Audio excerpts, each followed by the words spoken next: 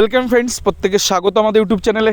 যে সমস্ত ভিউয়ার্সরা প্রথমবার চ্যানেলটি দেখছেন তারা অবশ্যই চ্যানেলটিকে সাবস্ক্রাইব করে দেবেন এবং চ্যানেলের পাশে থাকা বেল আইকনটি প্রেস করে রাখবেন, কারণ এই ধরনের সমস্ত খবর সবচেয়ে আগে সবচেয়ে দ্রুত আপনার কাছে কিন্তু তাহলে পৌঁছে যাবে।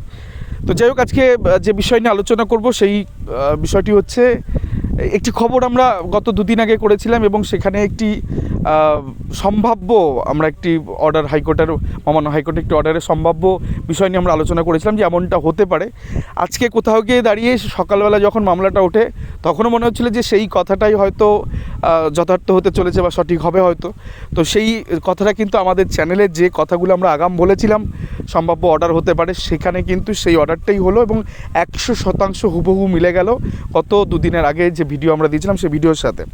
তো আজকে হাইকোর্টে 18টি মামলা, যে মামলা 42,949-এর 5% মামলা, প্রায় 18টি মামলা আজকে হাইকোর্টে ওঠে, অর্থাৎ জাস্টিস রাজেশেখর মান্তা মহাশয়ের কোর্টে, কোর্ট নাম্বার 13-তে। সেখানে তিনি একটি রায় দিলেন। সেই রায় কি, সেটা নিয়ে আমরা বিশদ আলোচনা করব এবং 42,949-এর যে 5% মামলা, আচ্ছা এটা নতুন কোনো একটা বেঞ্চ পেতে চলেছে সেটা নিয়েও আমরা আলোচনা করব। তো যাই হোক, যে মামলাগুলো আজকে উঠেছিল সেই মামলাগুলো সম্পর্কে একটু আমরা ধারণা আগে নিয়ে নিই। প্রথম দুটো মামলা, যেটা কিনা WPA 22,026/2022 সুকান্ত প্রামাণিক এবং 26,602, যেটা কিনা কয়না দে বলে একজন ছিলেন, দুটো মামলা পরপর ছিল। তো এই দুটো মামলা হচ্ছে ওএমআর রিলেটেড মামলা, অর্থাৎ 2016 সালের যে রিক্রুটমেন্ট হয়েছিল সেখানে ওএমআর রিলেটেড ইস্যু ছিল, সেই ওএমআর মামলা। এই দুটো মামলা আজকে কি হয় সেটাও আজকে বলে দিচ্ছি। রাজেশেখর মান্তা মহাশয় কোর্টে ওঠেন, সেখানে অ্যাডভোকেট দিব্যেন্দু চ্যাটার্জি করা মামলায় দুটো ছিল। তো সেই মামলার মূল মামলা ছিল শান্তনু সিট এবং রাকেশ মণ্ডল 5% যে মূল মামলা, শান্তনু সিট ওএমআর সিটের মূল মামলা, সেটাকে বেশ কয়েকদিন আগে রিলিজ করে দিয়েছেন রাজেশেখর মান্তা মহাশয় এবং পরবর্তী ক্ষেত্রে কিন্তু এক্ষেত্রেও এই দুটো মামলা কিন্তু রিলিজই করে দিলেন আজকে। এবং সেই সাথে আরও কিছু মামলা, যেমন সুখেন্দু নস্কর, ঋতুপর্ণা, কমলেশ, সোহাগ মজুমদার, এই যে সমস্ত মামলাগুলো এখানে আপনারা দেখতে পাচ্ছেন, অর্থাৎ 3 নাম্বার থেকে রিট 4, 5, 6, এগুলোও কিন্তু 5% রিলেটেড ইস্যু ছিল, অর্থাৎ 5% অ্যাডিশনাল প্যানেল মামলা 42,949-এর। এবং সেই সাথে সিরিয়াল নাম্বার 7, 8, 9, 10, 11, 12, 13, 14, যেমন কণিকা ঘোষ, তানিয়া পারভিন, প্রশান্ত বিশ্বাস, শর্মা নাহার, উত্তম মণ্ডল, দেবাশিস সেন, কৃষ্ণদাস অধিকারী, তৌসিফ আহমেদ, এই মামলা এগুলোও কিন্তু ওই 5% রিলেটেড মামলাগুলো ছিল, যেগুলো ভেরিয়াস টাইপ অফ অ্যাডভোকেট করেছেন প্রীতম মজুমদার, দিব্যেন্দু চ্যাটার্জি, শতাব্দী দি আমাদের। তো যাই হোক, এরা মামলা করেছিল, তার সাথে ঝুমা ম্যাডাম ছিল, ঝুমা চক্রবর্তী ম্যাডাম। তো এদের করা মামলাগুলো, তো এই মামলাগুলো কিন্তু এই মুহূর্তে রিলিজ করে দিল। এর সাথে মনে আরও 1-8টি অ্যাপ্লিকেশন আছে, তো সেটা আমরা পরের স্লাইডে দেখতে পাবো। তো এই মামলাগুলো কিন্তু কোথাও গিয়ে আজকে জাস্টিস রাজেশেখর মান্তা তিনি ছেড়ে দিয়েছেন, ছেড়ে দিয়েছেন। ছাড়ার একটা বড় কারণ হচ্ছে তিনি যে অর্ডারটা দিয়েছিলেন, তো আজকে হিয়ারিং আমরা ভেবেছিলাম হয়তো কিছু একটু অঘটন হলেও হতে পারে, কারণ যে মর্মে তিনি ছেড়েছেন, যে একজন বিচারপতি এই মামলাগুলোর মূল মামলাটা, যেমন 5% মূল মামলা রাকেশ মণ্ডলের মামলা, সেখানে 25 বার এই মামলাটা তিনি শুনেছেন। সিঙ্গেল বেঞ্চ তিনি অর্ডার করেছেন, তিনি মামলাটা পূর্ণাঙ্গ শুনে ফেলেছেন। তো তিনি এতগুলো অর্ডার করিয়েছেন, এত মামলাটা অলরেডি 90% শুনে নিয়েছেন, আবার নতুন করে অন্য কোনো বেঞ্চ শুনবে কেন?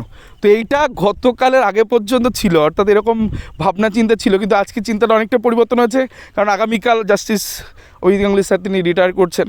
তো সেক্ষেত্রে নতুন সেই বেঞ্চে যাওয়ার তো কোনো প্রশ্নই নেই। তত জাস্টিস রাজেশেখর মান্তার কোর্টটাও যেমন ছিল, স্যারের বেঞ্চটা যেমন ছিল, তেমন অন্য একটা বেঞ্চ দিল, সেরকমই হবে। যাক, আরও কটা মামলা ছিল, যে তৌসিফ আহমেদ, লক্ষ্মণ চন্দ্র, তার সাথে বঙ্কিম ঘোষ, অঞ্জুরানী, তার সাথে অশোক পাত্র, এই কটা মামলা কিন্তু টোটাল এই প্রায় 18টি গায়ে মামলা। এই 18টি মামলায় কিন্তু ওএমআর সিট এবং ইনক্লুডিং 5% দুটো মামলায় কিন্তু 42,000 রিলেটেড মামলা, সেটা কিন্তু কোথাও গিয়ে জাস্টিস রাজেশেখর মান্তা স্যার কিন্তু ছেড়ে দিলেন। এবার বিষয়টা হচ্ছে এর পরবর্তীতে কী হতে পারে। ছেড়ে তো দিলেন, জাস্টিস অভিজিৎ গাঙ্গুলি বেঞ্চে যেমন উনি যে রায়টায় লিখেছেন মেন মামলায়, যেহেতু কোঅর্ডিনেট বেঞ্চ অলরেডি 25টা হিয়ারিং তিনি শুনেছেন, তো এক্ষেত্রে সেই ব্যাপারটা কী দাঁড়াবে? তো এক্ষেত্রে কি সেই ব্যাপারটা আদৌ অবিশ্বাস শোনার কোনো চান্সই নেই, কারণ তিনি রিটায়ার করছেন, তো তার এজলাসে যাওয়ার প্রশ্নই নেই। তো এখন প্রধান বিচারপতি ঠিক করবেন, হাইকোর্টের মহামান্য প্রধান বিচারপতি তিনি ঠিক করবেন কোন বেঞ্চকে অ্যাসাইন করবেন এই 5% রিলেটেড ইস্যুতে। তো এক্ষেত্রে গ্রুপ বি ম্যাটার আপনারা মানে আমরা প্রত্যেকে জানি যে গ্রুপ বি ম্যাটার এই মুহূর্তে কিন্তু রাজশেখর মান্তা স্যার শুনছিলেন, কিন্তু তিনি যেহেতু এই মামলাগুলো এমআরশিট এবং 5% অ্যাডিশনাল প্যানেল মামলা দুটোকেই তিনি ছেড়ে দিলেন। তো এই ক্ষেত্রে কিন্তু একটা নতুন বেঞ্চ, যদি কোনো বিচারপতি মনে করেন এই মামলা শুনবো না, তো তিনি তৎক্ষণাৎ সেই মামলাটাকে রিলিজ করে দিতে পারেন। তো রিলিজ হয়ে গেছে, এখন আর এই মামলাগুলো জাস্টিস রাজশেখর মান্তা কোর্টে ফেরার কোনো চান্স নেই, তিনি দ্বিতীয়বারের জন্য এগুলো পাঠাবেন না, এটা খেলাপ আর কি, পুরো হাইকোর্টের প্রোটোকলের খেলাপ। তো এখন নতুন একটা বেঞ্চ অ্যাসাইন হবে, সেক্ষেত্রে কোন কোন নামগুলো আসতে পারে আমি কয়েকটা নাম বলছি, আমি এগুলো বলা ঠিকও নয়, কারণ এগুলো প্রধান বিচারপতি তার রোস্টার মোতাবেক তার রোস্টারে যে ক্ষমতা দেওয়া আছে সে শুধু বেঞ্চ অ্যাসাইন করবেন। তো এগুলো অ্যাসাইন ম্যাটার, এগুলো কিন্তু আর গ্রুপ বি ম্যাটার ওই পার্টিকুলার ডেলি বেঞ্চ হিসেবে থাকছে না, অ্যাসাইন ম্যাটার হিসেবে যেতে পারে অমৃতা ম্যাডামের কোর্টে, যেতে পারে হিরণময় ভট্টাচার্য স্যারের কোর্টে, যেতে পারে বিশ্বজিৎ স্যারের কোর্টে। তো যে কোনো কোর্ট যে কোর্টই অ্যাসাইন করুক না কেন সেটা প্রধান বিচারপতি খুব দ্রুত করবেন, তার জন্য অ্যাপ্লিকেশন ফাইল করা আছে। তো অ্যাপ্লিকেশন ফাইল করার পর সেটা পেন্ডিং স্টেজে আছে। তো পেন্ডিং যখনই ওটা উঠে যাবে, যেহেতু তখন একটা বেঞ্চ অ্যাসাইন হয়ে যাবে।